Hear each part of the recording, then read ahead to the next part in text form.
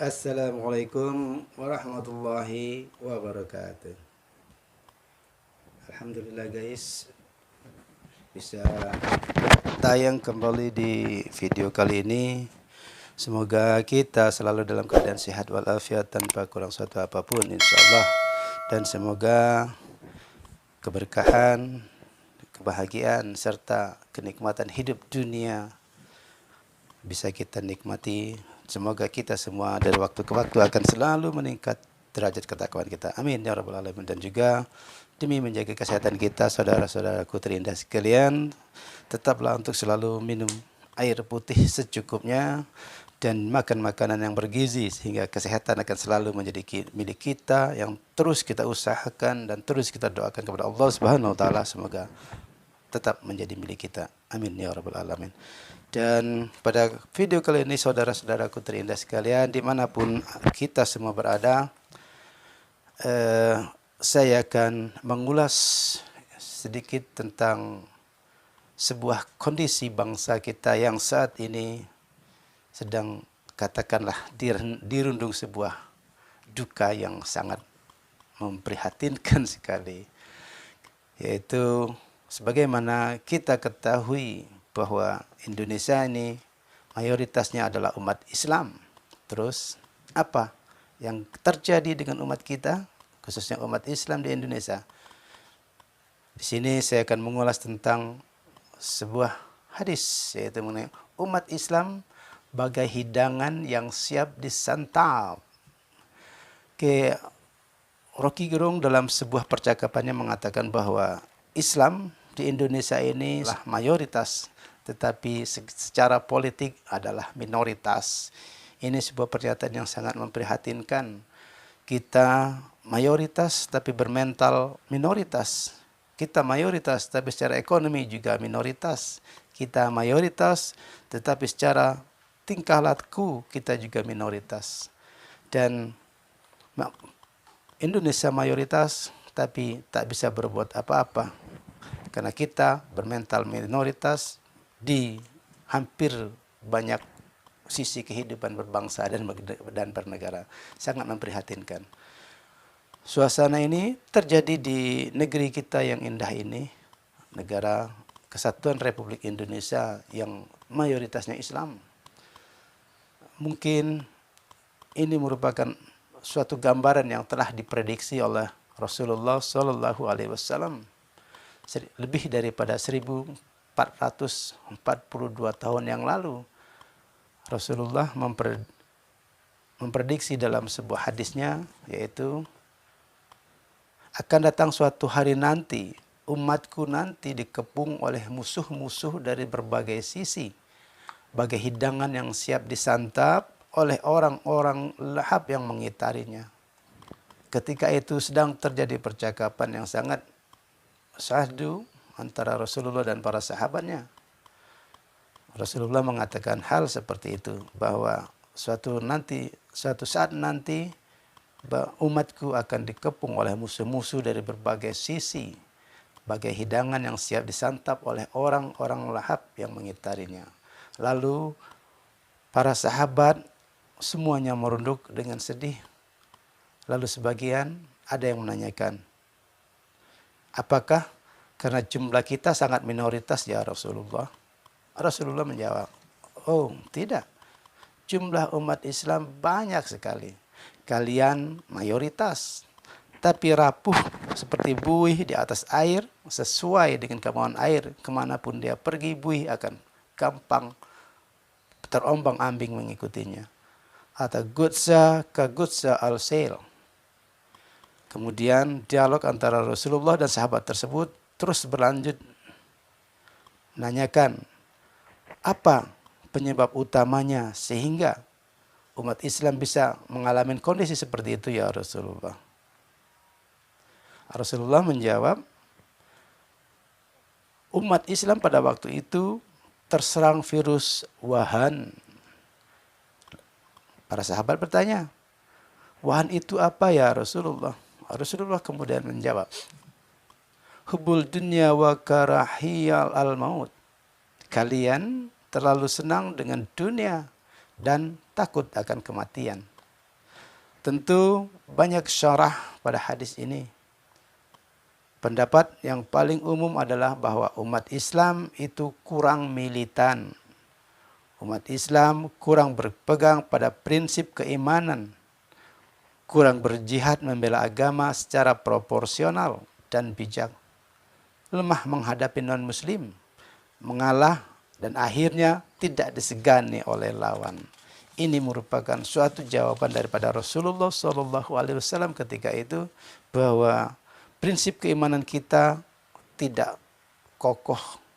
Kita ketahui bahwa saat ini keimanan kita sangat rapuh ketika kita dihadapkan pada ekonomi, ketika kita dihadapkan pada kebutuhan-kebutuhan duniawi, kebutuhan makan, kebutuhan sandang pangan lainnya, maka kita akan rela dengan sebangga-bangganya menggadaikan iman kita dengan kepentingan duniawi. Terus kita sangat lemah atau tidak militan dalam membela agama. Kita lihat saudara-saudara kita di berbagai tempat dianiaya oleh orang-orang yang mungkin justru sama satu agama kita.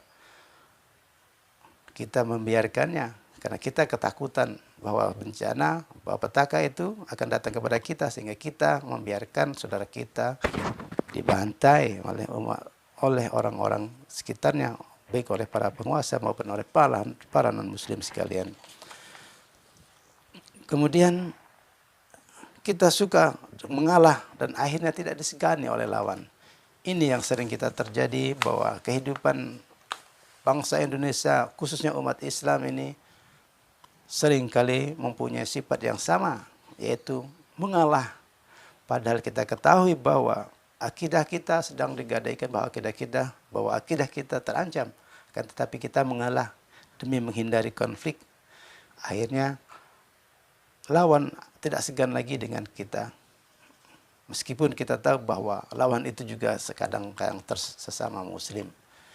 Kemudian hubbul dunya umumnya dimaknai oleh para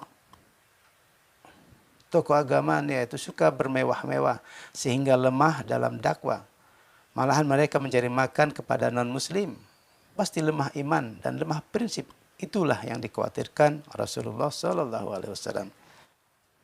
Apa yang dikatakan Rasulullah ini sebenarnya saat ini memang telah benar-benar terjadi, bahwa secara ekonomi umat Islam adalah minoritas.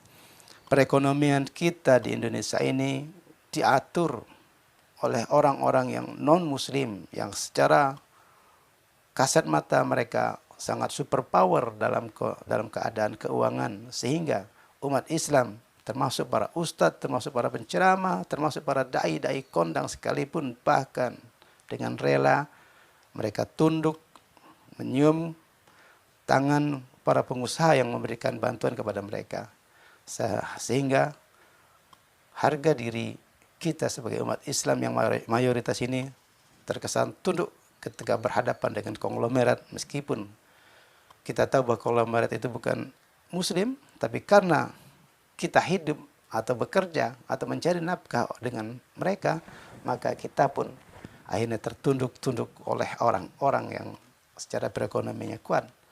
Islam di Indonesia mayoritas, secara ekonomi Islam di Indonesia minoritas. Islam di Indonesia mayoritas, tapi secara politik Islam di Indonesia minoritas. Sekarang kita bahas secara politik. Kenapa Islam di Indonesia minoritas? Meskipun kita ketahui bahwa ada beberapa partai yang memakai bendera Islam, akan tetapi mereka tak mempunyai ghirah atau tidak mempunyai aura Islami. Mereka hanya menggunakan nama Islam, tapi tidak mengutamakan kemaslahatan Islam sebagaimana Islam rahmatan lil alamin. Islam di Indonesia secara politik sangat minoritas. Secara kualitas kita juga minoritas. Jadi Islam kita, orang-orang yang memeluk Islam, yang berpolitik pun secara mentalitas, secara intelektual, juga secara politik sangat-sangat minoritas. Oke, sekarang kita akan membahas itu mengenai peraihan suara pada pemilu 2019 yang lalu, di mana kita mengetahui ada sejumlah partai yang mengikuti kontestasi pemilu 2019, 9 partai yang masuk ke DPR RI periode 2019-2024 yang akan datang. Oke. Yang pertama, Partai Islam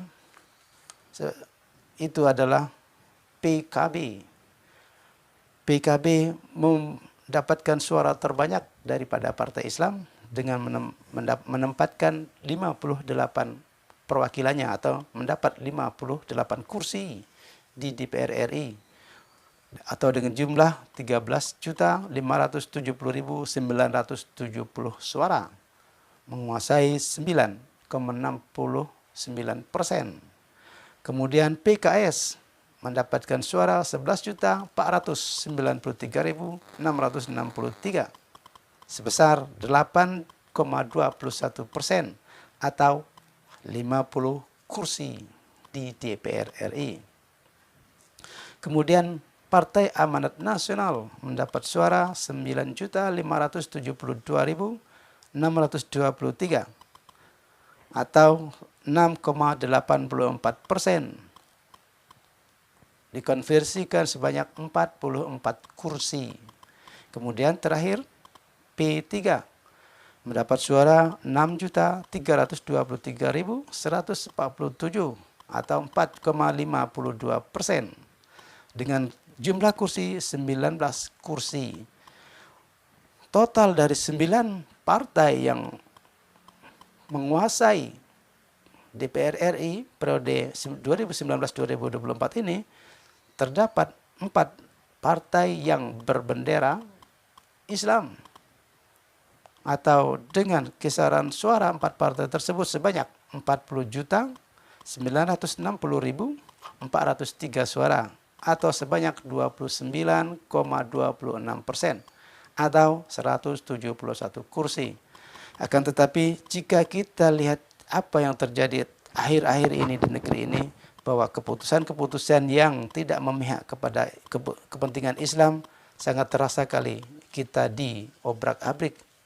Artinya 171 kursi di DPR RI tersebut tidak begitu mempengaruhi kontestasi masyarakat Islam di dalam penentuan kebijakan-kebijakannya. Tentunya kita bisa melihat dari sejumlah peristiwa-peristiwa yang mengobrak-abrik ataupun memojokkan Islam, seperti ketidakadilan pemerintah terhadap tokoh-tokoh Islam atau kriminalisasi terhadap para ulama. Ini sangat kasat mata, khususnya terjadi ketika pada pemerintahan presiden yang saat ini memasuki 2 periode. Sangat terasa sekali pemojokan Islam di negeri kita ini. Meskipun kita Islam adalah mayoritas, tetapi mentalitas secara politik, secara ekonomi kita minoritas.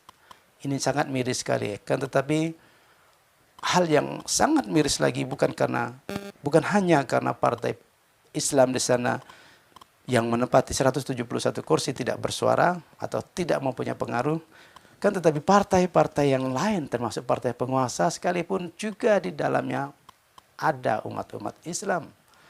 Di PDIP 128 kursi, ini juga banyak orang yang beragama Islam, anggota DPR RI yang beragama Islam dari PDI. Dari Golkar pun demikian, dari Nasdem pun demikian, dari Demokrat pun demikian.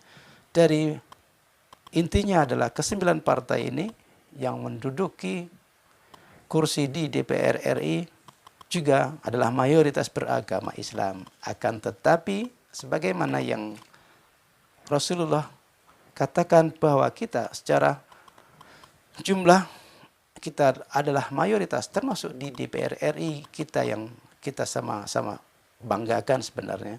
Tapi politik Islam di dalam parlemen tidak begitu menunjukkan taringnya. Islam terpojok oleh keputusan-keputusan orang-orang Islam sendiri.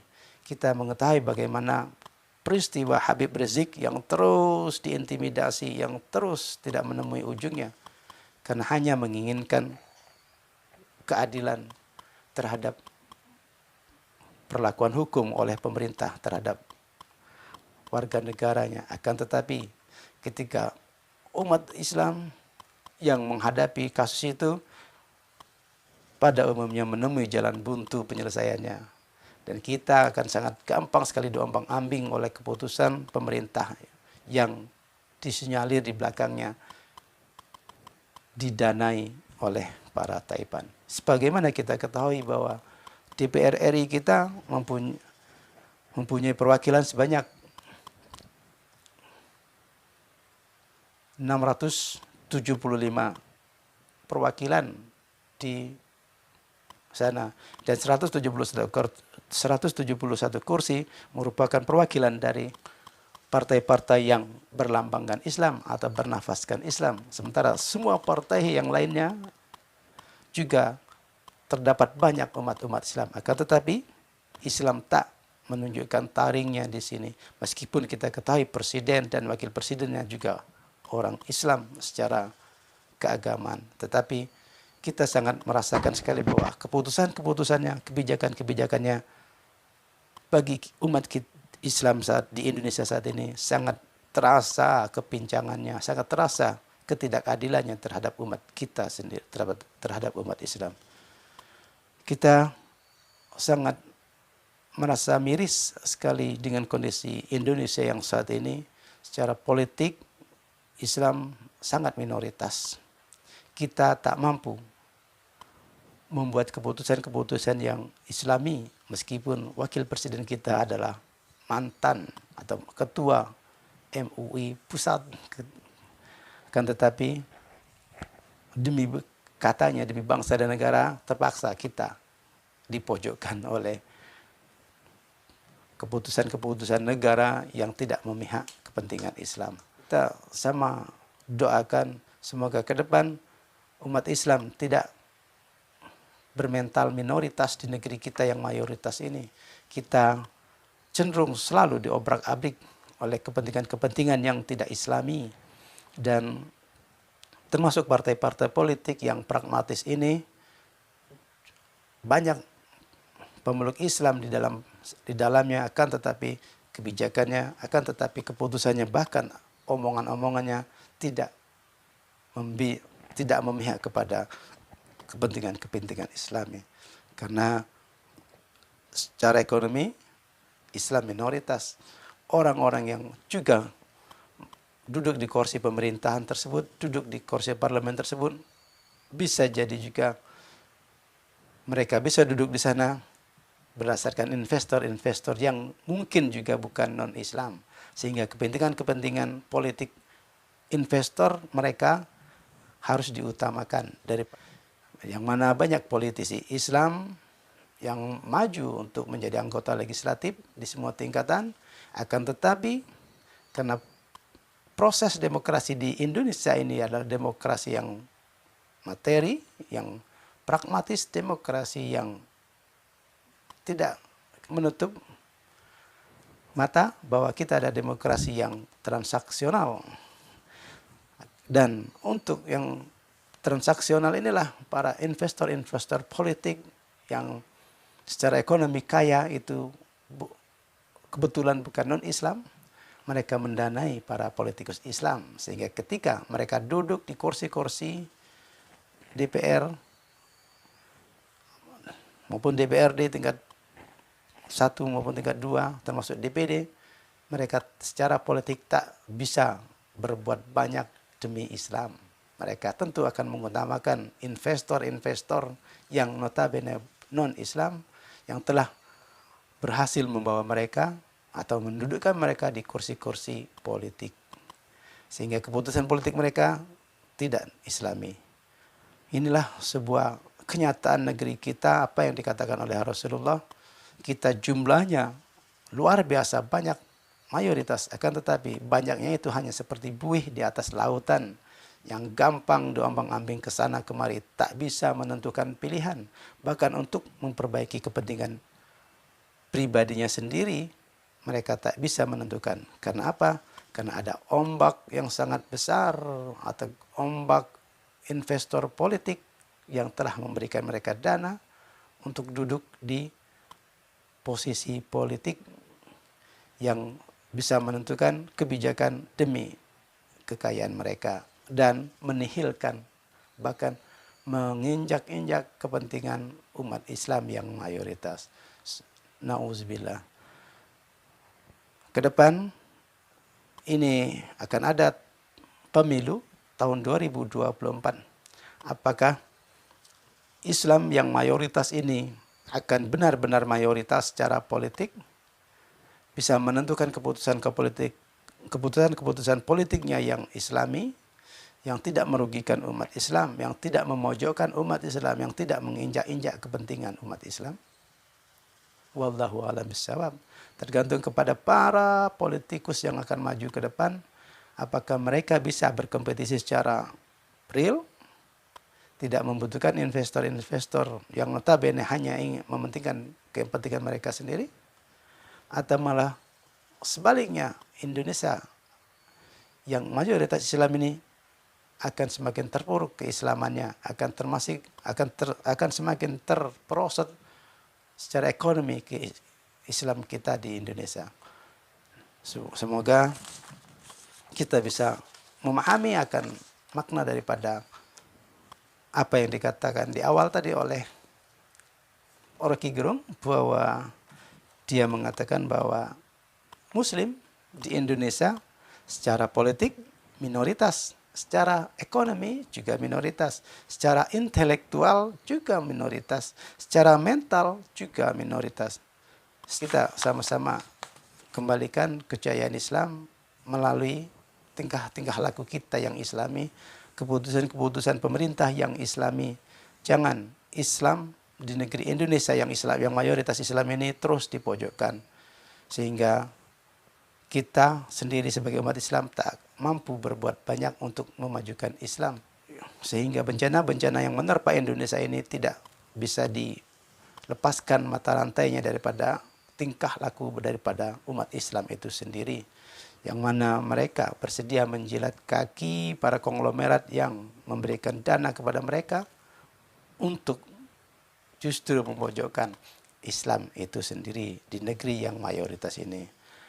Semoga video singkat ini bisa bermanfaat untuk kita semua, sebagai renungan bagi kita semua, agar kita benar-benar mengembalikan khitoh atau benar mengembalikan jati diri Islam yang benar-benar bermartabat secara intelektual, bermartabat secara politikal, bermartabat secara ekonomikal, bermartabat secara eksistensi yang mayoritas di negeri yang Islami, di negeri NKRI yang mayoritas Islam ini. Sebagai peran serta saya dalam mewujudkan demokrasi di negeri yang kita sama-sama cinta ini, menyampaikan pendapat dan opininya melalui berbagai media massa. Demikian, semoga bermanfaat.